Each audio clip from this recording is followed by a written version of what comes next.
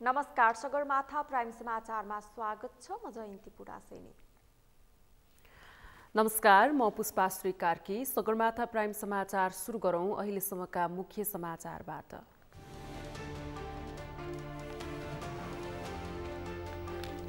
कांग्रेसको तर्फबाट समानुपातिकको बन्द सूची सहमतिमै तयार पारिएको प्रवक्ता महतको भनाई।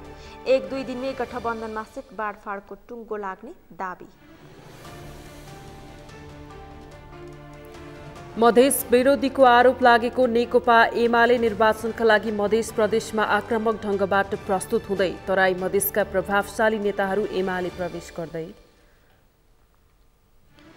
सरकारले वैदेशिक रोजगारीका पीडितलाई चालू आर्थिक वर्षमा 48 करोड क्षतिपूर्ति दियो।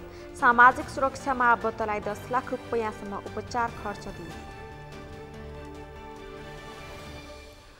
नवरात्रको दोस्रो दिन आज ब्रह्मचारिणी देवीको पूजा गरी मनाइयो। नवरात्रभर दुर्गाका 3 रूप महालक्ष्मी, महाकाली र महासरस्वतीको विधिपूर्वक पूजा आराधना गरिने।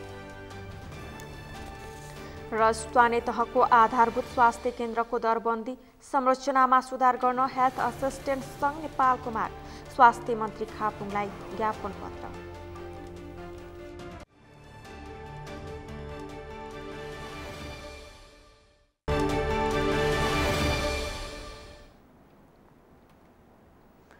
सगरमाथा प्राइम समाचार अब विस्तारमा।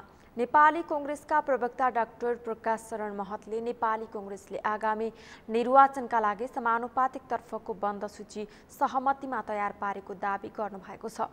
आज पार्टी कार्यालय सानेपामा आयोजित पत्रकार सम्मेलनमा पार्टी प्रवक्ता डाक्टर प्रकाश शरण महतले यस्तो दाबी गर्नुभएको हो। उहाँले समानुपातिक तर्फको बन्द सूची निर्वाचन आयोगमा पठाउने निर्णय आम सहमतिबाट भएको र यसमा सहमतिबाट पदाधिकारी, पूर्व पदाधिकारी, संसदीय बोर्डका सदस्यहरू संलग्न रहेको बताउनुभयो। उहाँले समानुपातिक तर्फको बन्द सूचीमा कुनै एक पक्षको पक्ष पोषण र अर्को पक्षको कमजोर पार्ने काम नभएको दाबी गर्दै एकलौटी गरियो, छलफल नै भएन भन्ने कुरामा कुनै पनि सत्यता नरहेको जिकिर गर्नुभयो। प्रवक्ता महतले केही सदस्यहरूले पार्टीले एउटा पक्षलाई पोष्ने काम गरेको छ भन्दै हिँड्नु वाञ्छनीय नभएको र यसबारेमा पार्टीले नजिकबाट क्रियाकलापहरू नियालिरहेको बताउनुभयो। उहाँले संस्थापन इतर पक्षप्रति इङ्गित गर्दै समानुपातिक पद्धतितर्फ एकलौटी गरेको भए नेताहरूले आफै बोल्नुपर्ने, तर अहिलेसम्म नबोलेकोबाट पनि सहजै सबै संलग्न भएर सर्वसम्मत रूपमा समानुपातिक पद्धतितर्फको बन्द सूची बुझाएको दाबी गर्नुभयो। प्रदेशका पनि सभापतिहरूलाई समावेश गरेर सहमतिबाट प्रदेश सातै प्रदेश छुट्याएर त्यहाँका नेताहरू, अग्रणी नेताहरू सामेल भएर त्यो सूची पेश गरिएको छ। त्यहाँ कतिपय त्रुटिहरू छन्, तर चाहिँ त्यो एउटा पक्षलाई पक्षपोषण गर्न या अर्को पक्षलाई कमजोर गर्ने हिसाबले त्यस्तो केही पनि भएको छैन।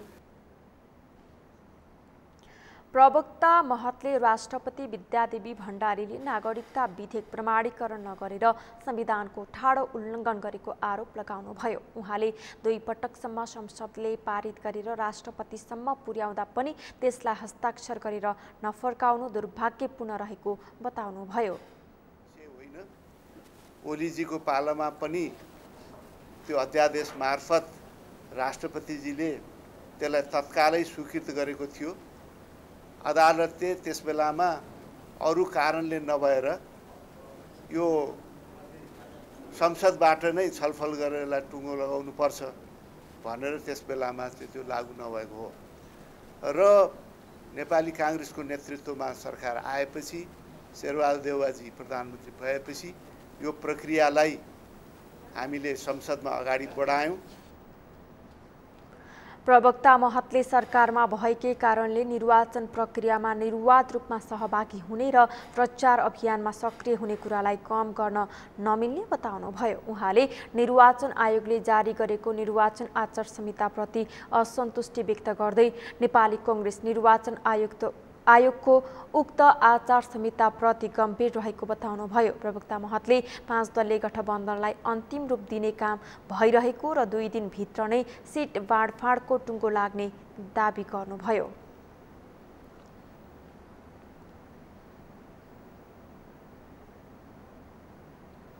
मधेस विरोधी भन्दै आलोचित बनेको एमाले यति बेला मधेस प्रदेशमा आक्रामक रूपले प्रस्तुत भएको छ।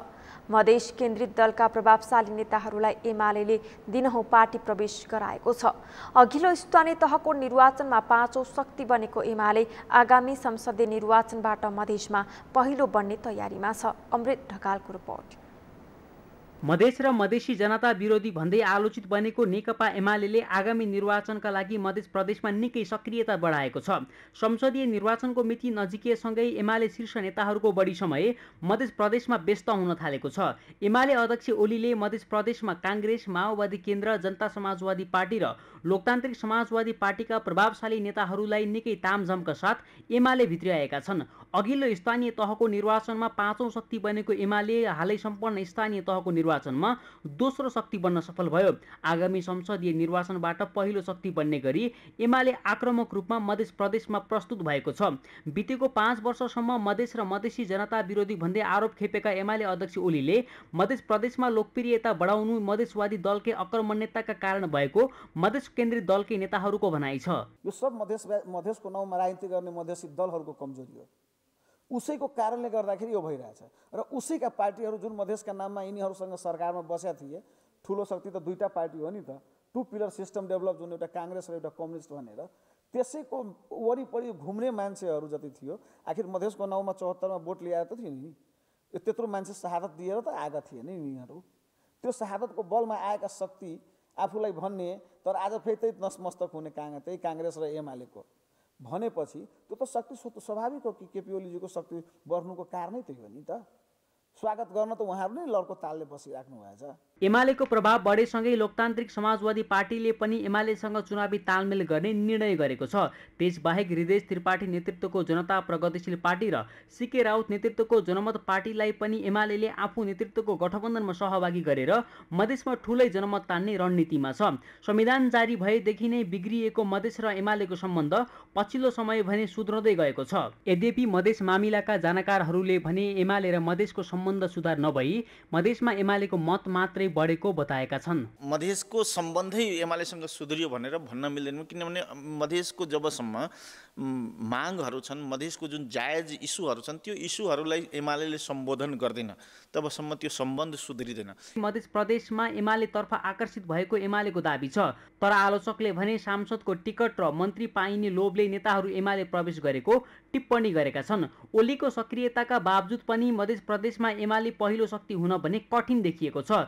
निर्वाचनमा 5 दलीय गठबन्धन इमान्दार भएको अवस्थामा एमालेलाई सोचे जति जित हासिल गर्न कठिन देखिन्छ। सगरमाथा टेलिभिजनका लागि क्यामेरामा केशव तिमिल सिन्हा र सम्पूर्ण लम्सारका साथमा अमृत ढकाल, काठमाडौँ। राष्ट्रिय सभाका निवर्तमान सांसदहरूले सरकारको हस्तक्षेपकारी भूमिकाका कारण संहिता उन्मुख कानुन निर्माण गर्न नसकेको गुनासो गरेका छन्। संहिताको सबैभन्दा ठूलो हिमायती भन्ने पार्टीबाट मन्त्री भएकाहरूको केन्द्रीकृत मानसिकता भएकै कारण तल अधिकार दिने कुरामा सरकारको ठाडो हस्तक्षेप भएको राष्ट्रिय सभाका निवर्तमान सांसदहरूको आरोप छ। एक रिपोर्ट। मुलुक संहितामा गए पनि व्यवहारमा यसको कार्यान्वयन हुन नसकेको टिप्पणीहरू सार्वजनिक हुने गरेका छन्। संहिता उन्मुख कानुन निर्माण गर्नकै लागि राष्ट्रिय सभाको सदस्य भएका प्रमुख दलका निवर्तमान सांसदहरूले समेत कानुन बनाउन सरकारको हस्तक्षेपकारी भूमिका नै प्रमुख बाधक भएको स्पष्ट गरेका छन्। नेपाल कानुन समाजले मंगलबार काठमाडौँमा आयोजना गरेको कार्यक्रममा कांग्रेस, एमाले र नेकपा यसका निवर्तमान राष्ट्रिय सभा सदस्यहरूले सरकारको आलोचना गरे।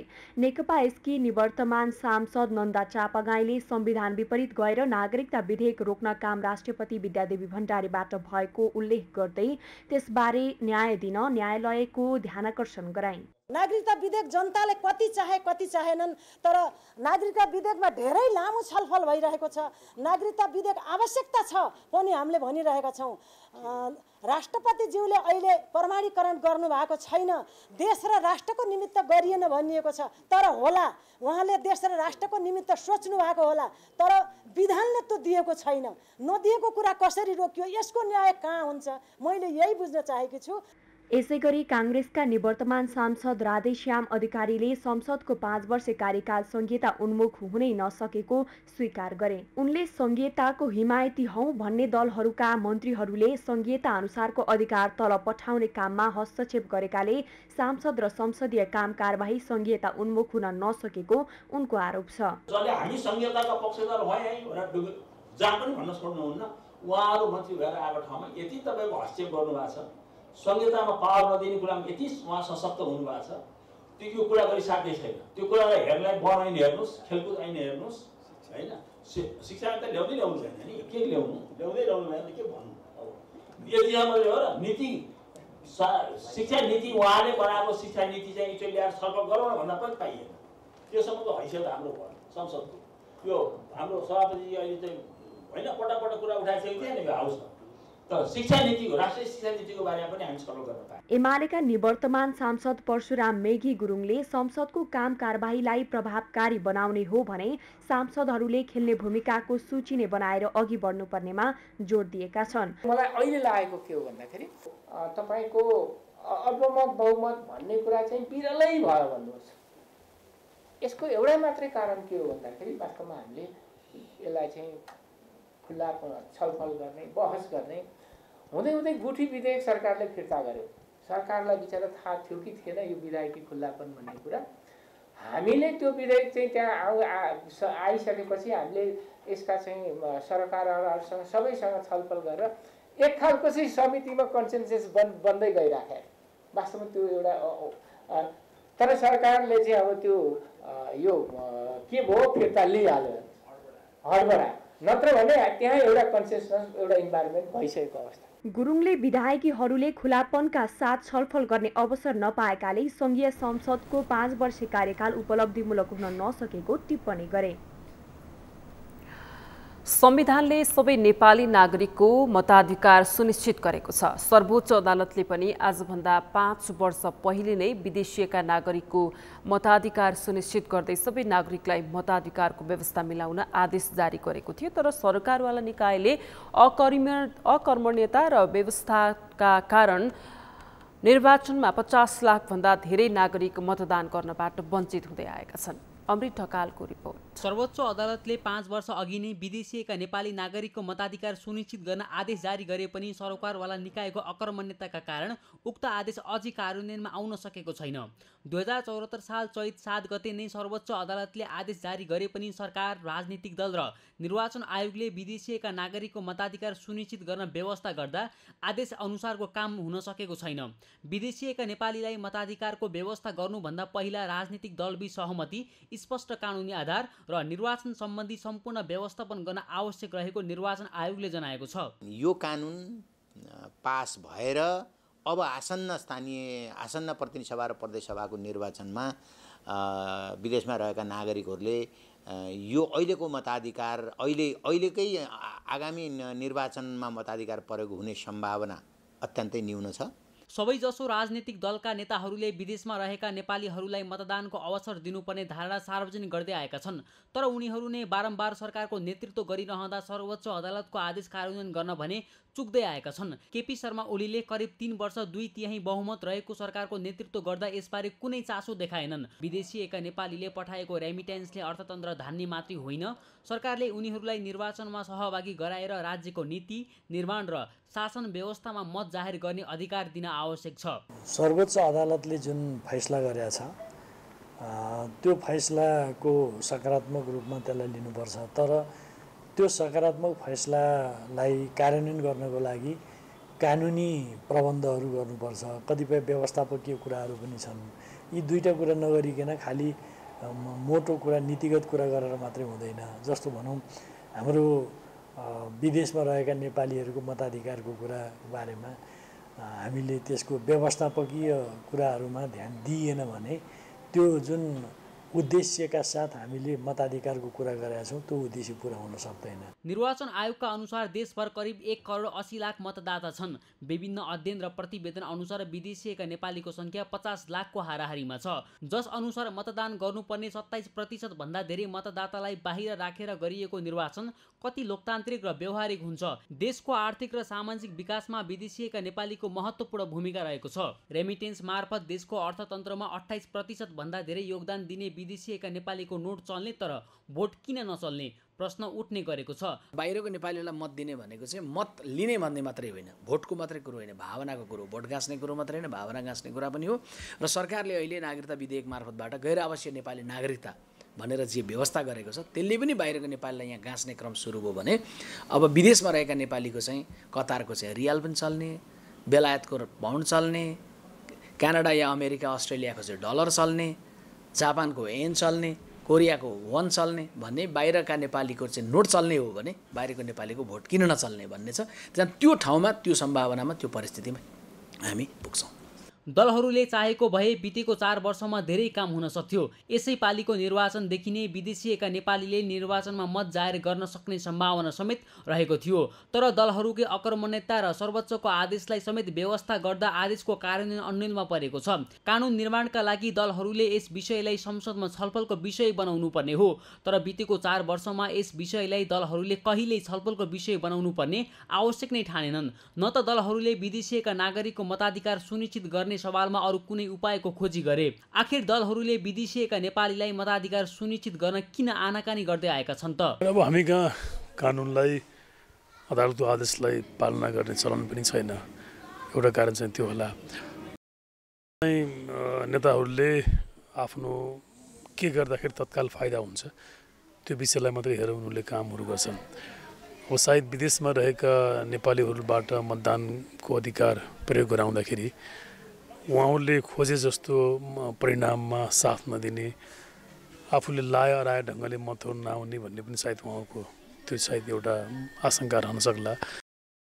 बाह्य मतदान सम्बन्धी व्यवस्था गरेका छन्। करिब 115 देशले त अनुपस्थित मतदानको समेत व्यवस्था गरेका छन्। हाम्रोमा भने विदेशिएका नागरिकको नोट ल्याउने व्यवस्था मात्रै मिलाइएको छ, तर उनीहरूलाई मतदानमा सहभागी गराएर राज्यको नीति निर्माण गर्ने अवसरबाट वञ्चित गरिँदै आएको छ। विदेशी भूमिमा रहेका विकास प्रेमी र स्वविवेक प्रयोग गरेर मतदान गर्ने युवाहरूलाई मतदान गर्ने अधिकार नदिनु राज्यको अदूरदर्शिता र विदेशिएका नागरिकको अवमूल्यन हो। त्यसैले सरकारले आवश्यक कानुनको निर्माण गरेर विदेशिएका नागरिकलाई पनि मतदान गर्ने व्यवस्था मिलाउन आवश्यक छ। सगरमाथा टेलिभिजनका लागि क्यामेरामा सम्पूर्ण लम्सालका साथमा अमृत रकाल, काठमाडौँ। सरकारले वैदेशिक रोजगारीका क्रममा ठगीमा पर्नेहरूलाई चालु आर्थिक वर्षमा 48 करोड रुपैयाँ भन्दा बढी क्षतिपूर्ति उपलब्ध गराएको छ। आज श्रम, रोजगार तथा सामाजिक सुरक्षा मन्त्री शेरबहादुर कुँवरले 90 दिने कार्यकालको प्रगति विवरण सार्वजनिक गर्दै चालु आर्थिक वर्षमा 48 करोड रुपैयाँ भन्दा बढी क्षतिपूर्ति उपलब्ध गराएको जानकारी दिनुभएको हो। वैदेशिक रोजगार विभागमा आएको निवेदनका आधारमा पीडकबाट क्षतिपूर्ति भराएको 48 करोड 4,85,000 रुपैयाँ पीडितलाई उपलब्ध गराइएको उहाँको भनाइ छ। उहाँले वैदेशिक रोजगारीको क्रममा भएका ठगीको उजुरी प्रमुख जिल्ला अधिकारीले हेर्न पाउने र उजुरी उप कारबाही गरी पीडितलाई क्षतिपूर्ति दिलाउने व्यवस्थाको कार्यान्वयनलाई प्रभावकारी बनाइएको दावी गर्नुभयो। वैदेशिक रोजगारी नेपाल सरकार मन्त्रिपरिषदको मिति 79/2/31 गतेको निर्णय अनुसार नेपालबाट बेलायतमा स्वास्थ्य क्षेत्रका जनशक्ति पठाउने सम्बन्धी श्रम समझदारी पत्रमा नेपाल सरकारको तर्फबाट श्रम, रोजगार तथा सामाजिक सुरक्षा मन्त्रालयका सचिव र बेलायत सरकारको तर्फबाट नेपालका लागि बेलायती राजदूतले 2079 5/6 गते हस्ताक्षर भई कार्य अगाडि बढाइएको छ। मित्रराष्ट्र रोमानियामा वैदेशिक रोजगारीमा जान चाहने नेपाली नागरिकहरूले त्यहाँबाट इम्प्लोइमेन्ट कन्ट्र्याक्ट प्राप्त गरिसकेपछि भिसा प्राप्तिका लागि आवेदन गर्न छिमेकी मुलुक भारतमा रहेको रोमानियन राजदूतावासमा जानुपर्ने अवस्थाका कारण अतिरिक्त समय र पैसा खर्च भएको भन्ने जनगुनासोलाई सम्बोधन गर्न सम्बद्ध निकायको समन्वयमा रोमानिया प्रवेशको लागि आवश्यक भिसा प्रक्रियालाई सरल बनाउन काठमाडौँ स्थित वैदेशिक रोजगार कार्यालय ताचालमा अस्थायी रूपमा रोमानियन मिसन स्थापना गरिएको छ। इजरायलमा नेपाली सहयोगी कामदार पठाउने सम्बन्धी निर्देशिका 2078 समसामयिक चलाउने कार्यदल गठन भई कार्य भइरहेको छ। मन्त्री कुँवरले प्रधानमन्त्री रोजगार कार्यक्रम, युवा रोजगारीका लागि रूपान्तरण पहल परियोजना, रोजगार प्रवर्धन कार्यक्रम र वैदेशिक रोजगारीबाट फर्किएकाहरूको पुनः एकीकरण प्रयोजन प्रदेश तथा स्थानीय तहबाट हुने गरी कार्यान्वयन गरिएको उल्लेख गर्नुभयो।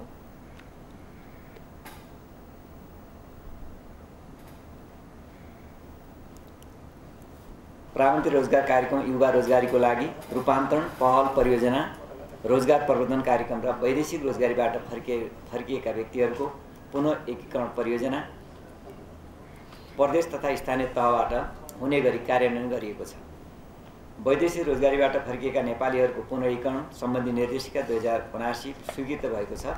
यसबाट आपार्वासन प्रक्रियाको महत्त्वपूर्ण कार्य गर्न सहयोग र सहजीकरण हुनेछ। स्विस सरकारको सहयोगमा वैदेशिक रोजगारीबाट फर्किएका व्यक्तिहरूका लागि पुनः एकीकरण परियोजना, reintegration of returning migrant workers project रेमी सङ्घीय प्रादेशिक र स्थानीय तहमा सञ्चालन हुने गरी वैदेशिक रोजगारीबाट फर्किएका व्यक्तिहरूका लागि पुनः एकीकरण कार्यक्रम स्वीकृत भई सञ्चालनमा रहेको छ। दक्षिण कोरिया सरकार कोइकाको सहयोगमा वैदेशिक रोजगारीबाट फर्किएका व्यक्तिहरूका पुनः एकीकरण कार्यक्रम सञ्चालन गर्न द्विपक्षीय सम्झौता सम्पन्न भएको छ। मन्त्रालयले कम्तीमा 2 वर्ष सामाजिक सुरक्षामा योगदान गर्ने योगदानकर्ताहरूलाई विभिन्न 10 प्रकारका घातक रोग लागेमा 10 लाख रुपैयाँसम्म उपचार खर्च प्रदान गर्ने व्यवस्था गरिएको पनि बताउनुभयो।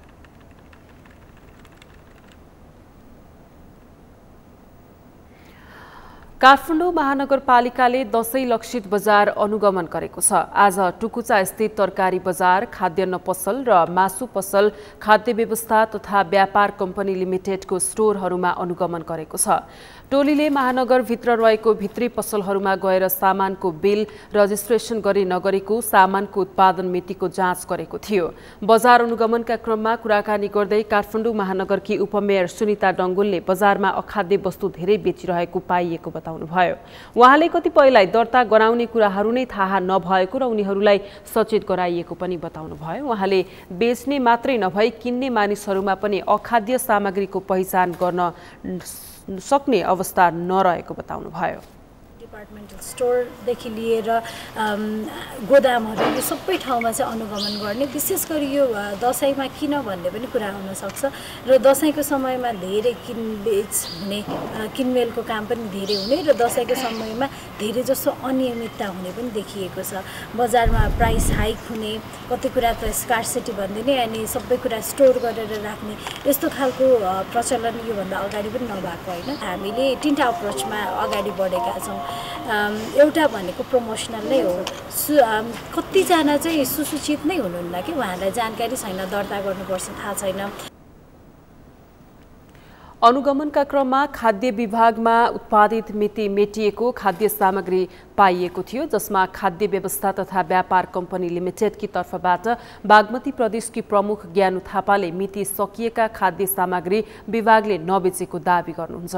उत्पादित मिति नै मेटिएको खाद्य सामग्री भेटियो नि भन्ने सञ्चारकर्मीहरूको प्रश्नमा कतिपय सामान उत्पादित कम्पनीबाट नै आउँदा मेटिएको हुने र विभागले भने उपभोक्तालाई अखाद्य सामग्री नबेचेको बताउनुभयो। गर्नु पर्यो। त्यस पछाडि प्याकेजिङमा जुन त्यो इन्कको कुरा गर्नुभएको छ त्यो क्लियरली देखेको छैन, त्यसलाई हामीले सुधार्छौँ। बाहिरबाट खाद्यान्नहरू आउने बेलामा प्याकेजिङ गरिसके त्यो स्ट्याम्प लाउने बेलामा तुरुन्तै जस्तो वर्किङ म्यान पावरहरूले त्यसरी खाँदाखेरि कहिलेकाहीँ त्यो मेटिन पनि सक्छ होइन, तर त्यसलाई हामी त्यस्तो हुन दिँदैनौँ, हामी सुधार्छौँ। अहिले यसपालि हाम्रो 1800 खसी बोका, 500 चाहिँ च्याङ्ग्रा ल्याउने हाम्रो लक्ष्य छ। अब कतिपय च्याङ्ग्राहरू हाम्रो गोदाममा पनि हाम्रो उसमा पनि प्राप्त भइसकेको छ, अझै आउने क्रममा छ, बाटोमै छ। उपभोक्ता अधिकार अनुसन्धान मञ्चका अध्यक्ष माधव तिमल सिन्हाले उपभोक्तालाई खाद्य सामग्री प्रदान गर्ने कुरामा राज्य जिम्मेवार नबनेको आरोप लगाउनुभयो।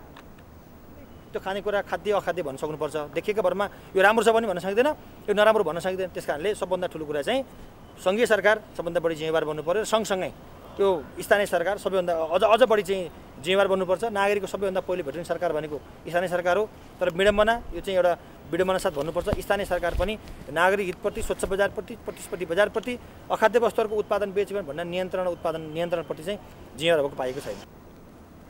उहाँले नागरिकप्रति सरकारी संस्थाहरू जिम्मेवार बन्नुपर्ने र विशेष गरी स्थानीय सरकारले यसको जिम्मा लिन आवश्यक रहेको पनि बताउनुभयो।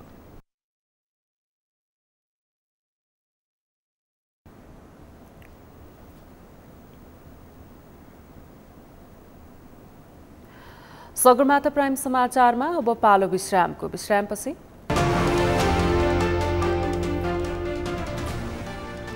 नवरात्रको दोस्रो दिन आज ब्रह्मचारिणी देवीको पूजा गरी मनाइयो। नवरात्रभर दुर्गाका 3 रूप महाकाली, महालक्ष्मी र महासरस्वतीको विधिपूर्वक पूजा आराधना गरिने।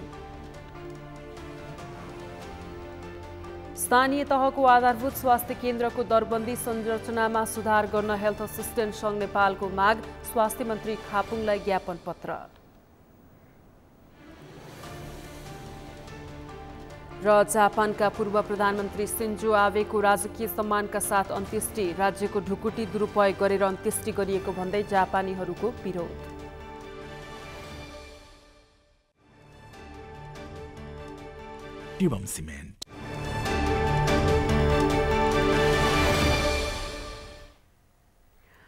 विश्रामपछि सगरमाथा प्राइम समाचारमा स्वागत छ। अब बाँकी समाचार। प्रत्येक वर्ष अश्विन शुक्ल प्रतिपदादेखि सुरु हुने बडा दशैं अश्विन शुक्ल पूर्णिमासम्म 15 दिन मनाउने गरिन्छ। नवरात्रको दोस्रो दिन आज ब्रह्मचारिणी देवीको पूजा गरी मनाइएको छ। ब्रह्मा शब्दको अर्थ तपस्यासँग जोडिएको पाइन्छ। ब्रह्मचारिणी अर्थात् तपको आचरण गर्ने यी देवीको उपासनाले मनुष्यमा तप, त्याग, वैराग्य, सदाचार, संयमको वृद्धि हुन्छ भन्ने मान्यता रहेको छ। बडा दशैंको पहिलो दिन घर घरमा विधिपूर्वक दियो, कलश र गणेश स्थापना सहित घट स्थापना गर्नुका साथै पूजाकोठा वा दशैं घरमा वैदिक विधिपूर्वक शक्तिकी अधिष्ठात्री देवी दुर्गाको आह्वान गरिएको थियो। नवरात्रिभर दुर्गाका 3 रूप महाकाली, महालक्ष्मी र महासरस्वतीको विधिपूर्वक पूजा आराधना गर्ने गरिन्छ। नवरात्रको प्रथम दिन शैलपुत्री, दोस्रो दिन ब्रह्मचारिणी, तेस्रो दिन चन्द्रघण्टा, चौथो दिन कुष्माण्डा, पाँचौं दिन स्कन्दमाता, छैटौं दिन कात्यायनी, सातौं दिन कालरात्रि, आठौं दिन महागौरी र 9औं दिन सिद्धिदात्रीको पूजा अर्चना गर्ने गरिन्छ। राजधानीका तलेजु भवानी, गुहेश्वरी, दक्षिणकाली, कालिका स्थान, मैती देवी, इन्द्रायणी, विजयेश्वरी, शोभा भगवती, नक्साल भगवती र भद्रकालीमा दर्शनार्थीहरूको बिहानैदेखि भिड लाग्ने गरेको छ। त्यसैगरी राजधानी बाहिरका दाङको अम्बिकेश्वरी, सप्तरीको छिन्नामस्ता, धरानको दन्तकाली, पोखराको सिद्धबिन्दवासिनी, डोटीको शैलेश्वरी, बागलुङको कालिका, गोर्खाको मनोकामना लगायतका मन्दिरहरूमा पनि पूजा गर्नेहरूको भिड लाग्ने गर्दछ।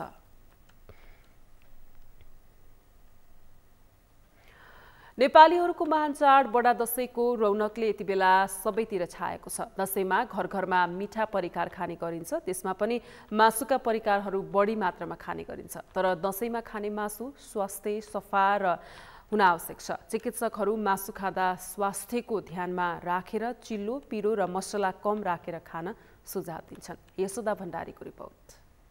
दशैं र खानपान एक अर्काका पर्याय जस्तै हुन्। नेपालीहरूको महान चाड दशैंका बेला विभिन्न प्रकारका मिष्ठान्न र परिकार पाक्ने गर्दछ। यी परिकारमा पनि मासुका परिकार धेरै हुन्छन्। दशैंको सुरुवातदेखि नै प्राय घरमा मासु खाने गरिन्छ।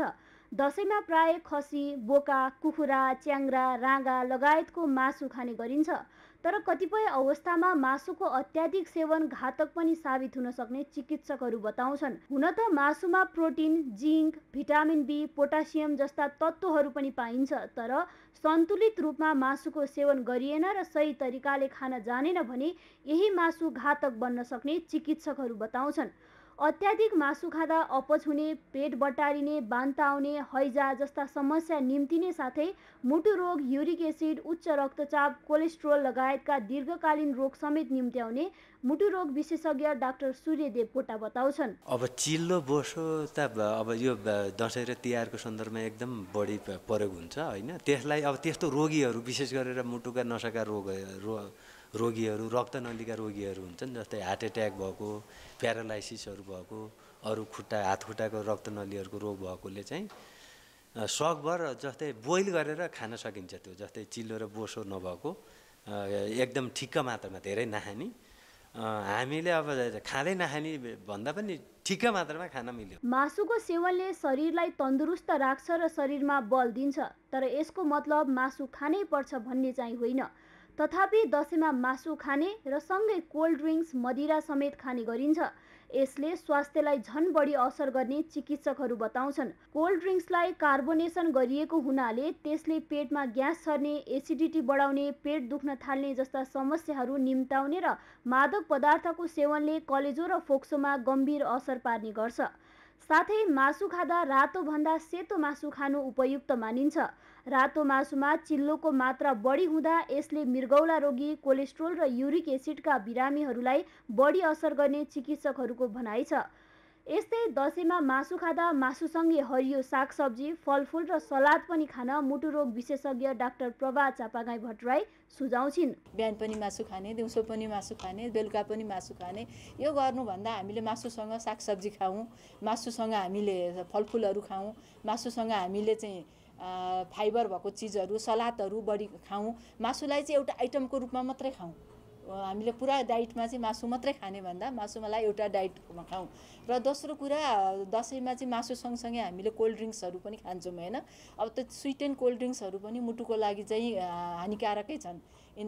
जसमा हामीले एकदमै म्याक्सिमम सुगर जान्छ, हाम्रो शरीरभित्र सुगर, फ्रुक्टोज जस्तो चिजहरू जान्छ, कार्बोहाइड्रेट जान्छ र यसले चाहिँ ट्राइग्लिसराइड भन्छ जुन ट्राइग्लिसराइडहरू बढाउने गर्छ। चाडबाडको समयमा मासु खाँदै नखाने भन्ने होइन, तर कस्तो मासु खाने, कति र कसरी खाने भन्ने जानकारी सबैलाई थाहा हुन आवश्यक छ। अन्यथा स्वास्थ्यको ख्याल नराखी अत्याधिक मासुको सेवन गर्दा विभिन्न रोगको शिकार बन्न सकिन्छ। त्यसैले स्वास्थ्यको ख्याल राखेर दसैँमा चिल्लो, मसला र पिरो कम राखेर मात्र मासुका परिकार खान तथा धेरै गुलियो खानेकुरा नखान चिकित्सक सुझाव दिन्छन्। सगरमाथा टेलिभिजनका लागि क्यामेरामा केशव तिमलसिनाका साथ यशोदा भण्डारी, काठमाडौँ। दसैँ नजिकिएसँगै सरकारले खसीबुकाको स्वास्थ्य परीक्षण सुरु गरेको छ। चाडपर्वको समयमा मासुको खपत बढी हुने हुँदा गुणस्तर नियन्त्रणका लागि पशु सेवा विभागले उपत्यकाका 10 ठाउँमा आजबाट खसीबुकाको स्वास्थ्य परीक्षण सुरु गरेको हो। पशु सेवा विभागले स्वस्थ खसीबुकाको सिङमा हरियो र स्वास्थ्य अवस्था राम्रो नभएकालाई रातो चिन्ह लगाएर मात्रै बजारमा पठाउने अभियान सुरु गरेको छ। अभिषेक सुनारको रिपोर्ट। दसैँको समयमा उपत्यकामा भित्रने र बढी बिक्री हुने खसीबुकाको स्वास्थ्य परीक्षण अभियान सुरु भएको छ। मासुको गुणस्तर नियन्त्रण गर्ने र उपभोक्तालाई ठगिनबाट जोगाउन भन्दै पशु सेवा विभागले मङ्गलबारबाट खसीबुकाको स्वास्थ्य परीक्षण सुरु गरेको हो। खसीबुकाको अत्याधिक कारोबार हुने उपत्यकाका 10 ठाउँमा स्वास्थ्य परीक्षण सुरु गरिएको छ। दसैँको नवमीसम्म जारी रहने गरी 53 जना पशु चिकित्सकको टोली खटाएर परीक्षण थालिएको हो। स्वास्थ्य परीक्षण गरेर स्वस्थकर खसीबुकाको सिङमा हरियो र अस्वस्थकरको सिङमा रातो रङको स्टिकर लगाइनेछ। त्यसमा टेम्परेचर नाप्ने, एउटा हेर्ने नर्मल छ कि छैन, त्यो अनुसारले आवश्यकता पर्यो भनेदेखि चाहिँ नि जाँचेर स्वस्थ देखिएमा हरियो रङ लाउनलाई रङको व्यवस्था गरिएको छ। सिङमा हरियो रङ लगाइदिन्छन् र बिरामी जस्तो लागेमा, अस्वस्थ भए त्यसलाई अलग्गै राखेर राम्ररी जाँचेर औषधिका व्यवस्था गरेर निको भए फेरि हरियो लाएर बेच्न समेतका सहितको चाहिँ जिम्मेवारी सहित चाहिँ सबै ठाउँमा खटाइएको छ। परीक्षणका लागि कलङ्कीमा 12 जना, टुकुचा, बल्खु, चन्द्रगिरी, लोकन्थलीमा र सल्लागारीमा 5-5 जना, चाल्नाखेल र टोखामा 3-3 जना, बालाजुमा 4 जना गरी 10 क्षेत्रमा 53 चिकित्सकको टोली स्वास्थ्य परीक्षणका लागि खटाइएको छ। उपत्यकामा भित्रने खसीबोकाका गाडीबाट अनलोड गर्नु अगावै चिकित्सकको टोलीले परीक्षण गर्नेछ। यता काठमाडौँ महानगरपालिकाले पनि दसैँ लक्षित बजार अनुगमन थालेको छ। सगरमाथा टेलिभिजनका लागि क्यामेरामा प्रताप लामाका साथ अभिषेक सुनार, काठमाडौँ। दसैँ सुरु भएसँगै बजारमा किनमेल गर्नेको चहल पहल बढेको छ। लत्ता कपडा, खाद्यान्नदेखि सवारी साधन किनबेच हुने हुँदा दसैँ व्यापार व्यवसाय गर्नेहरूका लागि सबैभन्दा ठूलो सिजन पनि हो। उपभोक्ताका लागि किनमेल गर्दा बजार मूल्यमै अन्यल हुने गरेको छ। यसै सन्दर्भमा हामीले सगरमाथा जनबोलीमा सर्वसाधारणलाई सोधेका थियौं, यस वर्ष दसैँमा बजार मूल्य कस्तो लाग्यो? हेरौं उनीहरूको भनाई उनीहरूकै शैलीमा।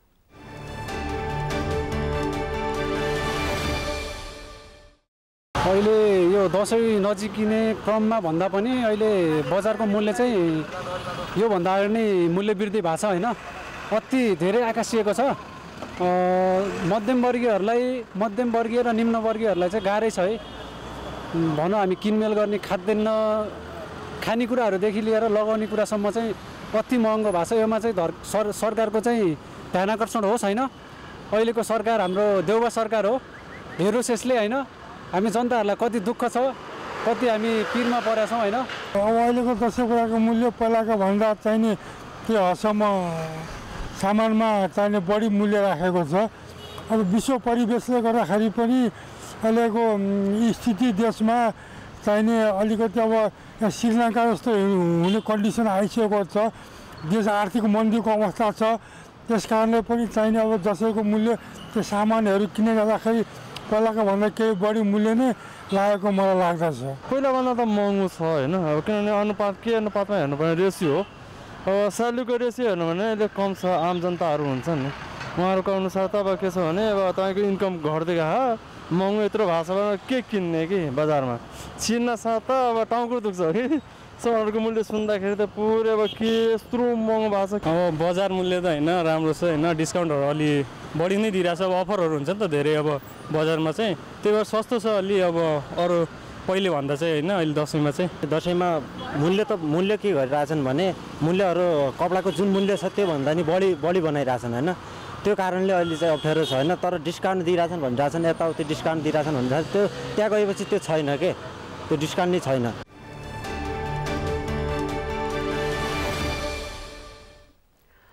दशैंको बेला उपत्यका छाड्नेहरूको चापलाई ध्यानमा राखेर असोज 1 गतेबाट खुलेको अग्रिम टिकट बुकिङ प्रभावकारी नभएको गुनासो बढेको छ।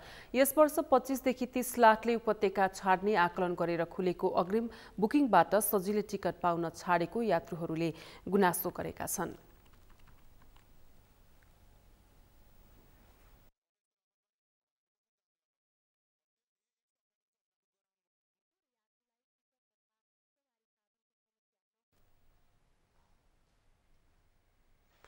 हेल्थ असिस्टेन्ट सङ्घ नेपालले स्थानीय तहको आधारभूत स्वास्थ्य केन्द्रको दरबन्दी संरचनामा सुधार गर्न माग गरेको छ।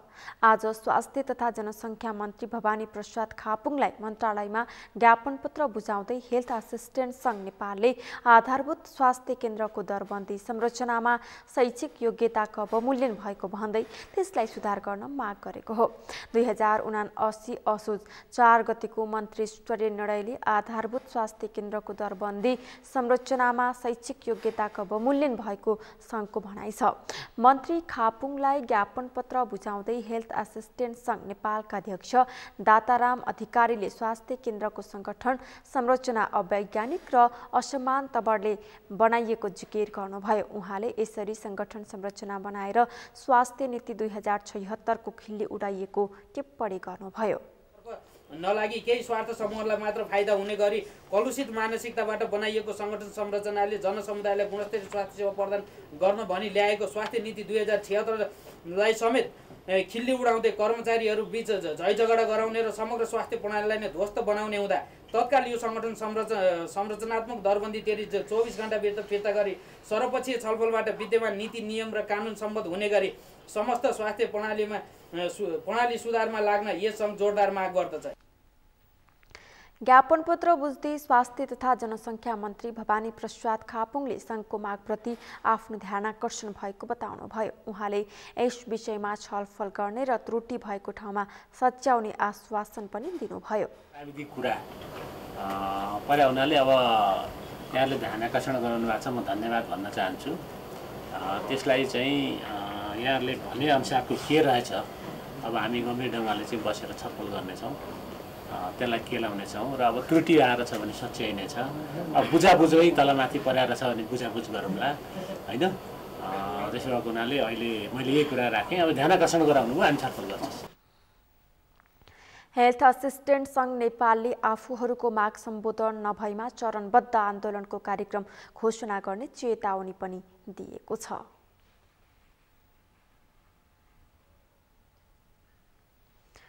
त्रिचालिसौं पर्यटन दिवसको अवसर पारेर पोखरा भित्रिने पर्यटकलाई स्वागत गरिएको छ। पोखरामा पर्यटन, उद्योग वाणिज्य तथा आपूर्ति मन्त्रालय, गण्डकी प्रदेश, नेपाल पर्यटन बोर्ड, गण्डकी प्रदेश र पोखरा पर्यटन परिषदको संयुक्त आयोजनामा आज पोखरा विमानस्थलमा पहिलो उडान मार्फत पोखरा पुगेका पर्यटकहरूलाई बाजा गाजा सहित स्वागत गरिएको हो। कार्यक्रममा पर्यटकलाई गण्डकी प्रदेशका शिक्षा, संस्कृति, विज्ञान, प्रविधि तथा सामाजिक विकास मन्त्री मेघलाल श्रेष्ठ, पर्यटन बोर्ड गण्डकी प्रदेशका प्रमुख काशीराज भण्डारी र पोखरा पर्यटन परिषदका अध्यक्ष पोम नारायण श्रेष्ठले खादासहित सम्मान गर्नुभयो।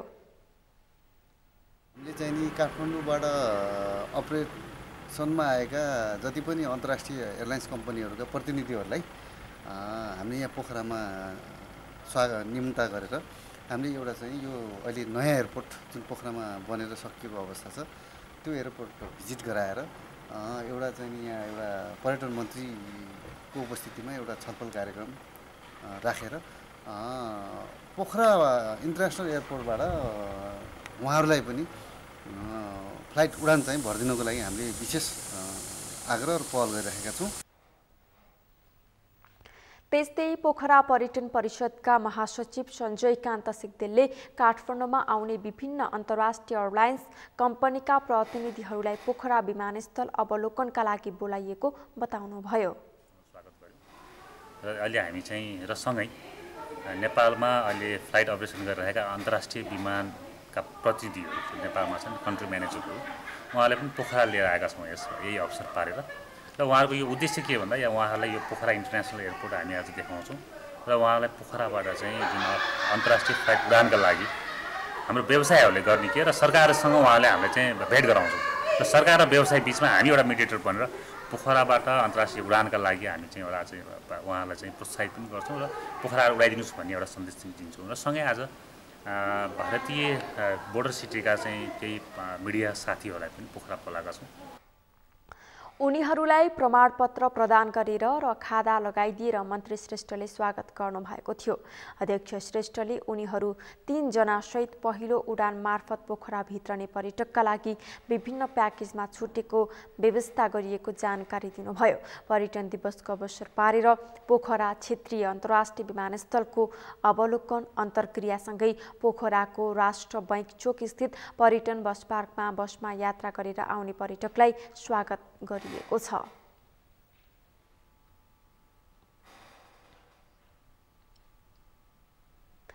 राष्ट्रिय गौरवको रूपमा रहेको मध्य पहाडी पुष्पलाल लोकमार्गको रुकुम खण्ड सञ्चालनमा आएसँगै पर्यटन प्रवर्धनसँगै स्थानीयहरूको आर्थिक उपार्जनमा सहयोगी बनेको छ। लोकमार्ग विस्तार भएसँगै सडक छेउछाउका विभिन्न व्यवसाय फस्टाएसँगै स्थानीयलाई आय आर्जन गर्न सहज भएको हो।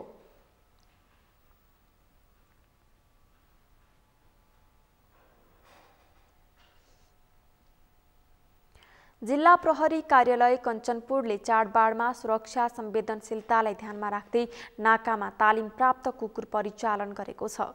भारतबाट नेपाल आउनेको भिड बढेसँगै आपराधिक क्रियाकलाप नियन्त्रण गर्न कञ्चनपुर प्रहरीले लिली नामको तालिम प्राप्त कुकुर परिचालन गरेको हो। यसबाट माल सामानको अवैध ओसार पसार नियन्त्रणमा पनि सहयोग पुग्ने प्रहरीको विश्वास छ। चाडपर्व विशेष सुरक्षा योजना अन्तर्गत प्रहरीले नाकामा कुकुर प्रयोगका साथै थप सुरक्षा चेकजाँचमा कडाई गरेको छ। यहाँ चाहिँ आज भेला जम्मा हुनुको कारण चाहिँ हामीले चाडपर्व विशेष सुरक्षा योजना अन्तर्गत हामीले उक्त विशेष सुरक्षा अन्तर्गत चाहिँ यस चेक पोस्टमा चाहिँ हामीले डगसहित तालिम प्राप्त डगसहितको चाहिँ हाम्रो चेक पोस्ट चाहिँ सुरु गरेका छन्। यसमा हाम्रो नेपाल प्रहरी, ट्राफिक प्रहरी, सशस्त्र प्रहरी र अन्य सरकारवालाहरू चाहिँ अब यो हेल्प डेस्कमा चाहिँ बस्नुहुन्छ। यो हेल्प डेस्कको स्थापना चाहिँ हामीले भारतबाट आउने नेपालीहरू र अन्य यात्रुहरूलाई चाहिँ उहाँहरूको यात्रालाई चाहिँ सुरक्षित र सहज गर्नको लागि हामीले यसलाई स्थापना गरेका छौँ। अब दसैँ र दीपावलीको पर्वमा यो चाहिँ बढ्दै जान्छ र त्यसलाई चाहिँ उहाँहरूको चाहिँ यात्रालाई सुरक्षित र सहजीकरण गर्नको लागि हामीले आजदेखि चाहिँ डगसहितको चाहिँ सुरक्षा चाहिँ चेक पोइन्ट छ। गड्डा चौकी नाका भएर लुकाई छिपाई ल्याइएको प्रतिबन्धित वस्तु, हात हतियार, विस्फोटक पदार्थ, लागु औषध, तालिम प्राप्त कुकुरले सुघेर सजिलै पत्ता लगाउने प्रहरीले जनाएको छ।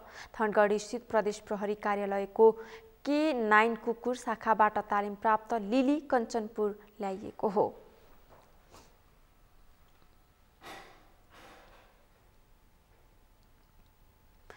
सगरमाथा प्राइम समाचारमा एकैछिन विश्रामपछि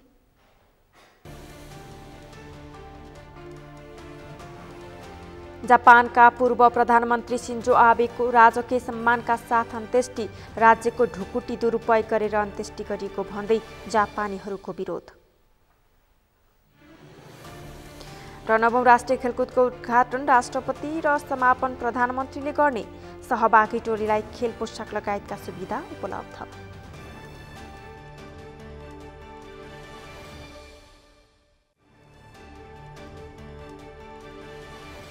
शिवम सिमेन्ट।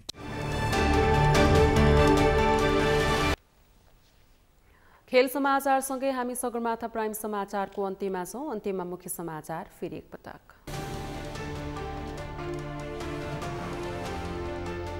कांग्रेसका तर्फबाट समानुपातिकको बन्द सूची सहमतिमै तयार पारिएको प्रवक्ता महतको भनाई। 1-2 दिनमै गठबन्धनमा सिट बाँडफाँडको टुङ्गो लाग्ने दाबी।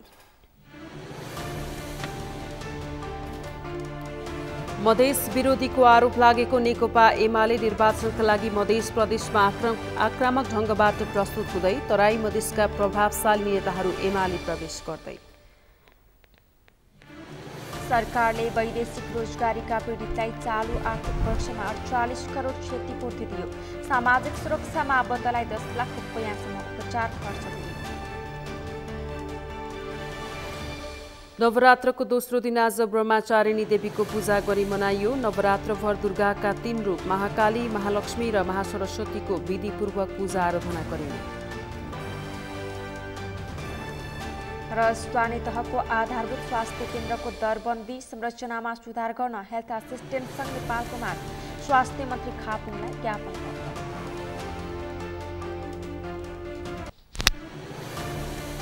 हवस् त सगरमाथा प्राइम समाचार अहिलेलाई सकियो। तपाईँ समाचार बुलेटिनका साथै सगरमाथा टेलिभिजनका सम्पूर्ण कार्यक्रम www.sagarmatha.tv मा पनि पढ्न र हेर्न सक्नुहुनेछ। साथै युट्युबमा youtube.com/sagarmatha.tv नेपालमा हेर्न सक्नुहुनेछ। तपाईँ हामीलाई फेसबुकमा पनि facebook.com/stv नेपालमा फलो गर्न सक्नुहुनेछ। समाचारको शिखर नेपालको गौरव नेपालको पहिलो न्युज च्यानल सगरमाथा टेलिभिजन हेर्दै गर्नुहोला। नमस्कार।